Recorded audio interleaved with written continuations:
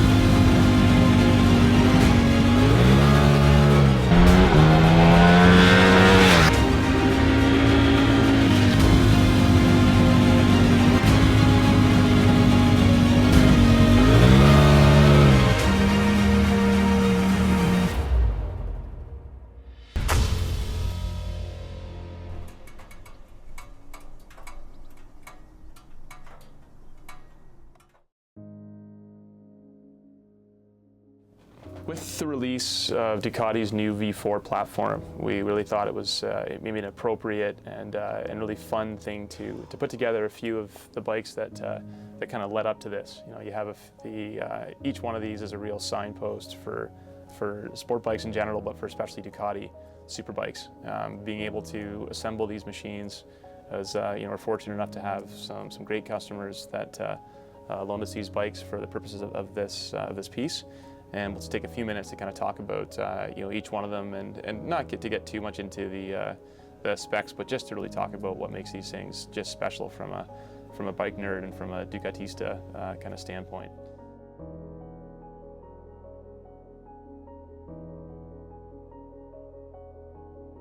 The Ducati 998 that we have here is a final edition 998 S. This is one that was special order only and is quite a rare bike. And to look at one of these, you couldn't be faulted for mistaking it for a 916 or for a 996 or 748, because they all shared this beautiful bodywork and this gorgeous twin headlight fairing. These machines are one that I think if you were to describe a Ducati to a sketch artist, this is the shape that you would come out with, and it's just one that you can just stand back and just really enjoy the look and feel of. These bikes were featured in Matrix Reloaded, and they did that awesome freeway scene on 996s. And I think for kind of on a personal level, that was when Ducatis for me really started to kind of get under my skin. I remember seeing that scene, hearing the sounds, and really thought that it was just a stunning machine to look at, and one that I had always appreciated from there on out. The performance of this bike and the kind of racing pedigree that it developed over its time being produced is one that will certainly be remembered for a long time. The 999 is a bike that I think when it came out, really to follow the 998 would be a tough job for any bike, and for one to be so different in so many ways from a looks perspective, from double-sided swing arm, hardware perspective. This one was fighting an uphill battle, I think, right from the get-go. This stacked style headlight was designed by a gentleman named Pierre Treblanche, and at the time it was maybe a few years ahead of its time, but now I think is for me is a very iconic, either in 999 or in 749 sort of size or spec. Nice looking bikes. If you attend track day, you see people out riding these machines. 749s, 999s are everywhere. So they've certainly proven themselves as a machine that's built to ride fast and to be reliable and be solid doing it. This is in particular one's an R model, and this is a press bike that was loaned to us by a friend. So we get some special stuff, of course, that only the R's get. So one we're happy to have, and one that I think time has been very kind to, and they just continue to age very gracefully. So 1098 might be my personal favorite, and that's based on nothing except for the way it looks. The front end on these machines, like the big slabby tank, the tail section with the undertail exhausts, I love. And in a lot of ways for me, this bike and 1198 represent kind of the high watermark for really this era of Ducati. I think this and the bike that came after it, the 1198, are very much the that's the best bike they made of this style. So the trellis frame is there, the dry clutch, of course, is there that you can see spinning around. The belt-driven cams as well are a feature of this machine, and this is the S model, so it gets Ohlins, and this is not only an S, but the Tricolore, so it gets this incredible paint.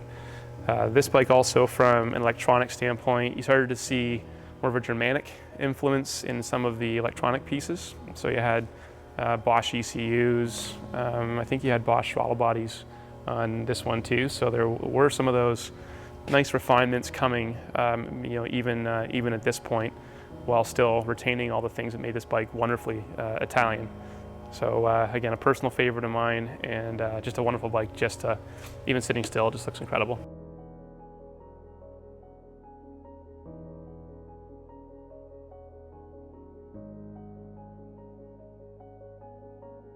Panigale represented a marked change for Ducati from previous versions of their flagship superbike. This is an R model that we're standing in front of, and the R is a homologated superbike, sort of repli racer for the street. It has all the trick pieces, the aluminum tank, of course 1000cc displacement, what it needs to have to make it legal for WSBK competition. Engine internals are light and titanium valves, a bunch of really trick pieces. But what's important to kind of retain about this bike is this was the first bike that featured an aluminum monocoque frame. And that frame you can pretty much hold up in your arms like this, and it's a stressed member that bolts on to the front of the engine. And previous bikes, Ducatis and now still, largely feature that steel trellis frame. So when this bike came out, featuring chain-driven cams instead of belts, and featuring a wet clutch, a lot of longtime Ducati fans were kind of left scratching their heads. The riding experience of this bike, though, of course, is every generation of bike just improves so much upon the previous one. Wonderful bike to ride in the street, a fantastic bike, of course, to ride on the track.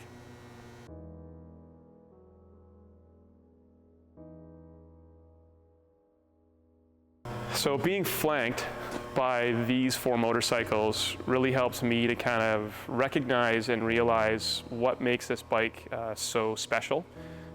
Ducati's race pedigree, doesn't need to be talked about. It's something that we're all keenly aware of from any discipline or any level of road racing. But something that maybe haven't done, in my opinion, is make a great street bike. And people might argue me on that one, but as far as a road-going super sport goes, Ducatis have always been wonderful, look great, sound great, but maybe didn't always work as well as they could on the street. And part of what makes this bike so special are those road-going virtues. When you ride this bike, the first thing that you notice is that the steering, that wonderful kind of weighty Ducati steering, is still there. But if you want to weave through traffic, if you want to make some quick direction changes, this thing has very nimble, very lightweight steering. Some reviewers have compared it to riding like a 600, and I wouldn't go quite that far, but it certainly has a very easy way about it. Big part of that, of course, is that counter-rotating engine. So this bike utilizes a jack shaft to counter-rotate, so you don't have that inertia, that gyroscopic effect when you're riding it. I'm sure on the racetrack, obviously it'd be fantastic, but as a street bike, you can just kind of bob around on this thing, and it's so easy to ride that way. And with that is the chassis on this bike. So noticeably soft. Maybe soft isn't the word, but definitely more compliant when you're riding it compared to other Ducati, big Ducatis that I've ridden in the past. And that's something that Ducati really endeavored to do. So this one, using fluid dynamics, they engineered lateral mobility and vertical mobility. So you really do notice it if you're on broken pavement, if you're on a road surface that's less than ideal. this bike is not moving you around as much as previous versions of these machines did. Also, the width of this bike, it's a V4, so it's a little wider than previous ones, but only in a significant amount. And even the layered sort of shape that they used here, I find it to be a much easier bike to kind of locate yourself on when you're trying to move around, and you got a lot more here to grab onto without having to put, you know, tank grips or anything else like that on there. So it's an easier bike to move on. It's a lighter handling bike, and it's also one that you can really make use of on the street with that less stiff, less kind of jarring ride quality. So a fabulous all-around bike.